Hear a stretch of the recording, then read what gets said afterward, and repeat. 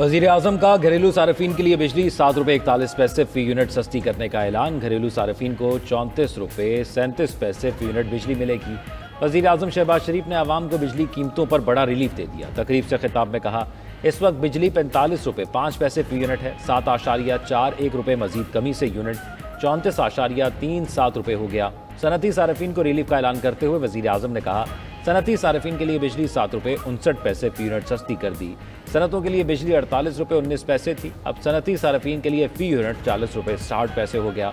शहबाज शरीफ ने मजीद कहा, सालाना 600 अरब रुपए की बिजली चोरी होती है। बिजली की चोरी रोक ली तो मजीद सस्ती करेंगे। डिस्कोस की फौरी तौर पर निष्कारी करना होगी। इसके अलावा हमारे पास कोई चारा नहीं। 2393 अरब के गर्दशी कर्जे का भी बंदोबस्त कर लिया। अगले 5 साल में गर्दशी कर्जा हमेशा के लिए खत्म हो जाएगा। हम ब्रांड पाकिस्तान को ग्रेट पाकिस्तान में तब्दील करेंगे।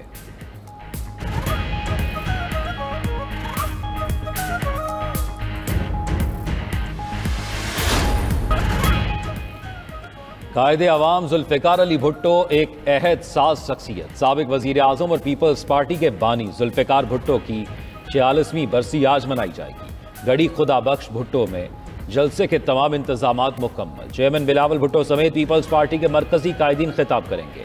जुल्फ़िकार अली भुट्टो ने एटपी प्रोग्राम की बुनियाद रखी। पाकिस्तान को मुत्तफ़िक़ा आइन दिया। जिंदगी के आखिरी आयाम डिक्टेटर के खिलाफ जद्दोजहद में गुजारे। गवर्नर खैबर पख्तूनख्वा फैसल करीम कुंडी भी गढ़ी खुदा बख्श आमद फातह खानी की। इसराइल ने फिर से फ़लस्तीनियों पर कहर बरसाना शुरू कर दिया। खान यूनिस के इलाके में खैमों और घरों पर अंधाधुंध बमबारी। 24 घंटों में शहीद फ़लस्तीनियों की तादाद 62 हो गई। गजा में यतीम बच्चों की तादाद तारीख की बुलंद तरीन सतह पर पहुंच गई। फ़लस्तीनी इदारा बराए इदादोशुमार के मुताबिक 534 रोज से जारी जंग में अब तक 39,384 बच्चे यतीम हो चुके हैं। दूसरी जानिब से हूनी फौज की शाम में भी बर्बरियत जारी।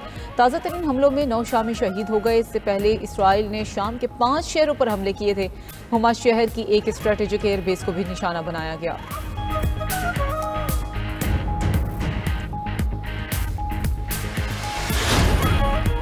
अमरीकी सदर ट्रंप ने पूरी दुनिया से टैरिफ की जंग छेड़ दी। पाकिस्तान पर 29% टैरिफ आयद। ट्रंप ने एग्जीक्यूटिव ऑर्डर पर दस्तखत कर दिए। कहा, पाकिस्तान हमसे 58% टैरिफ चार्ज करता है। चीन पर 34, कनाडा 25 और भारत पर 26% टैरिफ नाफिस होगा। यूरोपीय यूनियन पर 20%, जनूबी अफ्रीका पर 30 और जापान पर 24% टैरिफ आयद। तुर्किया, सऊदी अरब, कतर और अफगानिस्तान पर 10-10% टैरिफ लगाया गया। अमरीकी सदर ट्रंप ने टैरिफ को बड़ी सर्जरी करार दे दिया। कहा, टैरिफ ऐसे ही है जैसे किसी मरीज का ऑपरेशन किया जाए। टैरिफ के नफाज से 6 से 7 ट्रिलियन डॉलर अमरीका आ रहे हैं। अमरीकी स्टॉक मार्केट जल्द बेहतरी की तरफ आएगी। दुनिया कई दहाइयों से अमरीका से फायदा उठा रही है। जवाबी टैरिफ के बजाय कई ममालिक अमरीका से मुआहिदा करेंगे।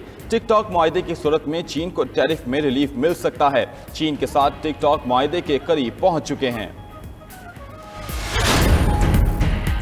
अमरीकी सदर का इकदाम आलमी तजारती निज़ाम पर एटम बम गिराने के मुतरादिफ करार। कैनेडियन वज़ीर आज़म का जवाबी इकदाम का इंदिया। यूरोपीय यूनियन की सदर और बरतानिया का भी जवाबी टैरिफ की तैयारी का ऐलान। बरतानिया ने टैरिफ लगाने के लिए अमरीका की 400 मसनूआत की फहरिस्त तैयार कर ली। चीन का अमरीका से जवाबी टैरिफ मनसूख करने का मुतालबा। बयान में कहा कि ये ब्लैकमेलिंग है। ऐसा इकदाम न सिर्फ आलमी सप्लाई चेन बल्कि अमरीकी मुफादात को भी मुतासिर करेगा। ऑस्ट्रेलिया ने डोनाल्ड ट्रंप के नए टैरिफ को गैर ज़रूरी करार दे दिया।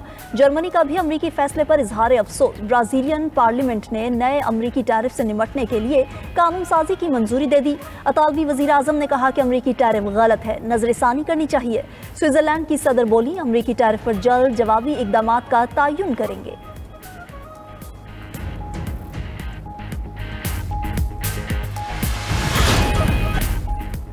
ओपेक की तरफ से पैदावार में इजाफे के ऐलान पर ऑयल मार्केट में शदीद मंदी। आलमी मार्केट में खाम तेल के निर्खों में 7% की बड़ी कमी। ओपेक ने मई से खाम तेल की पैदावार में 4,11,000 बैरल इजाफे का ऐलान किया। अमरीकी खाम तेल की फ़ी बैरल कीमत $5.13 की कमी से $66.58 हो गई। अमरीकी खाम तेल की निर्ख साल 2022 के बाद कम तरीन सतह पर आ गए। बरतानवी ब्रांड खाम तेल के निर्ख $5 की कमी से $69.91 हो गए। लाहौर के इलाके सुंदर में शादी वाले दिन दुल्हन को कत्ल कर दिया गया। पुलिस के मुताबिक मकतूला की शनाख्त आयशा दुख्तर हबीब के नाम से हुई। 23 साल आयशा की भाई फिरू के रिहायशी नौजवान फलक शेर से जुमेरात को शादी थी। रात मेहंदी की तकरीब के बाद आयशा कमरे में सो गई। सुबह के वक्त उसे फायरिंग करके कत्ल कर दिया गया। मुलजिम पिस्तौल घर के साथ वाक़े खाली प्लॉट में फेंक कर फरार हो गया।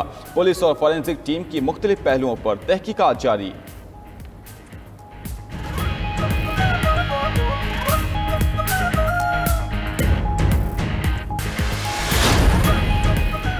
लाहौर में कब्रिस्तान से मिलने वाली नौजवान लड़की की लाश का मुअम्मा हल। बगबानपुरा पुलिस ने 5 मुलजिमान को गिरफ्तार कर लिया। गिरफ्तार मुलजिमान में मरकजी मुलजिम अली रजा उर्फ कुमैल शाह, फैजान बर्ड, शान फयाज उर्फ बब्बू और अली उर्फ भोला शामिल हैं। पुलिस के मुताबिक मुलजिमान ने 17 साल लड़की को इज्तिमाई ज़्यादती के बाद कब्रिस्तान ले जाकर कत्ल कर दिया था। पुलिस डेटा के मुताबिक लाहौर में 3 माह के दौरान 27 खवातीन कत्ल, 151 से ज़्यादती की गई। इंतहा पसंद मोदी सरकार ने मुस्लिम वक्फ इमलाक पर कब्जे का मुतनाज़ बिल मंजूर कर लिया। कांग्रेस समेत अपोजिशन की शदीद मुखालफत भी काम न आई। रुकने पार्लियामेंट असदुद्दीन अवैसी ने पार्लियामेंट में बिल की कॉपी फाड़ दी। बिल को आर्टिकल 25-26 की खिलाफ वर्जी करार देते हुए कहा, मोदी हुकूमत मुल्क को खाई में धकेल रही है। राहुल गांधी और सोनिया गांधी ने भी बिल को आइन पर हमले के मुतरादिफ करार दे दिया। कहा, बिल का मकसद मुसलमानों की जायदादें हड़प करना और पसमानदा अक़लियत बनाना है। वक्फ तरमीमी बिल के मुताबिक लाखों वक्फ जायदादों, मसाजिद, कब्रिस्तानों और यतीम खानों को हुकूमती कंट्रोल में लेने का खिलौना मंसूबा बनाया जा रहा है। वज़ीर आला तमिलनाडु की भी मोदी सरकार पर शदीद तनकीद। MK स्टैलियन का वक्फ तरमीमी बिल के खिलाफ सुप्रीम कोर्ट जाने का ऐलान। यूरोप के दरवाजे पर एक बार फिर सुनहरे मुस्तकबिल के ख्वाब डूब गए। यूनान के करीब तारकीन वतन की कश्ती डूबने से 2 बच्चों समेत 7 अफराद हलाक हो गए। खबर एजेंसी के मुताबिक लेस्बोस जजीरे के करीब सर्च ऑपरेशन के दौरान लाशें बरामद हुई। 23 तारकीन वतन को जिंदा बचा लिया गया।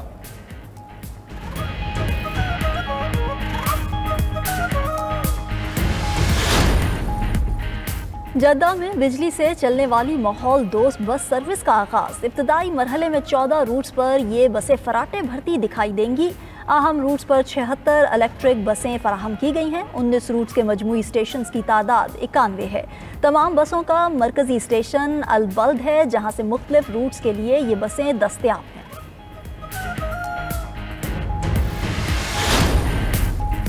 पाकिस्तान को एशियन क्रिकेट काउंसिल की सदारत मिल गई। Chairman PCB Mohsin Naqvi Asian cricket council के सदर बन गए। पाकिस्तान को सदारत मिलने का फैसला ACC एग्जीक्यूटिव कमेटी के वर्चुअल इजलास में किया गया। पाकिस्तान क्रिकेट बोर्ड को एशियन क्रिकेट काउंसिल की सदारत रोटेशन पॉलिसी के तहत मिली है।